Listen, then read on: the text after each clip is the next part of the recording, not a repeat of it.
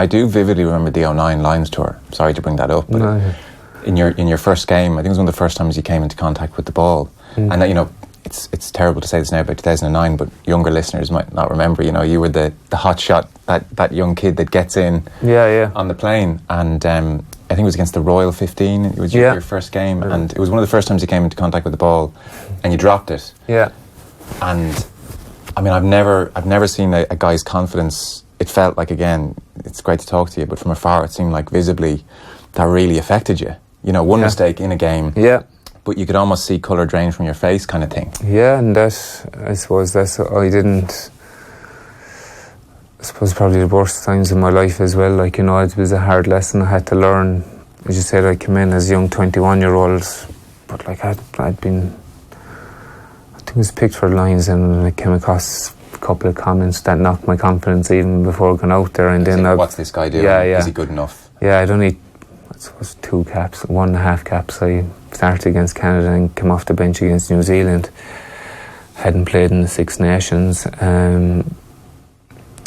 But I just didn't have the experience or the mental strength to block all that out. And I tried to prove people wrong, to show them that I was worthy of being on a Lions tour, and obviously I tried too hard. And did you feel going out like you were good enough to be on the plane, or were you going out thinking, God, maybe I'm not good enough to be on this plane in 09? Yeah, no, I was thinking, what the hell am I doing here with these fellas? Right. You know, you had Shane Williams there, who's world player of the year at the time, you know, Jamie Roberts and all these superstars who had been winning Grand Slams, and even our own Irish team, they had won a Grand Slam, but I hadn't been part of it, and so I was just there. I suppose I was nearly like, felt like a little supporter, and that was my issue when I was younger as well, was no confidence, like, you know. No confidence, do you know why? No, I was probably too humble, not too humble, but I suppose it was just shock to the system that I was there. I couldn't believe that. You were that good? Yeah, that I was good enough to play next to these fellas, you know. But at the end of the day, they were probably thinking the same.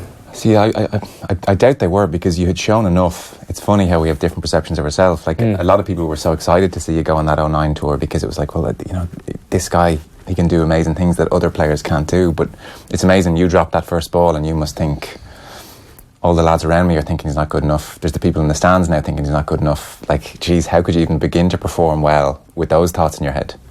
Yeah, and I think I said it to Luke Fitzgerald. I done a piece with him a couple of weeks ago that I remember going around apologising to the lads that night.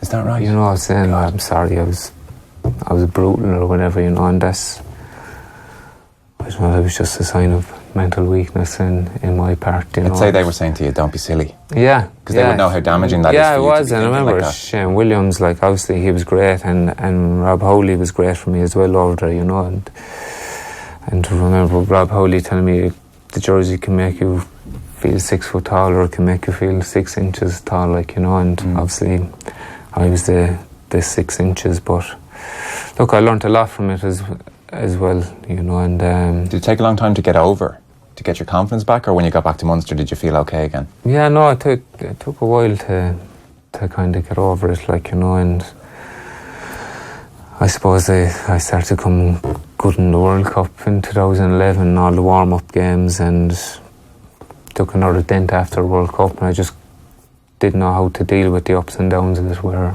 I do now. How do you deal with them now? A lot of it's perspective now, like, you know, but a lot of it now is doing a lot of stuff during the week, you know, physically looking after myself, my mental prep, you know, your analysis of your own game plan and, you know, the other team, and being able to give everything, and then I suppose look yourself in the mirror and say, look, there's not more I could have done, and that's it.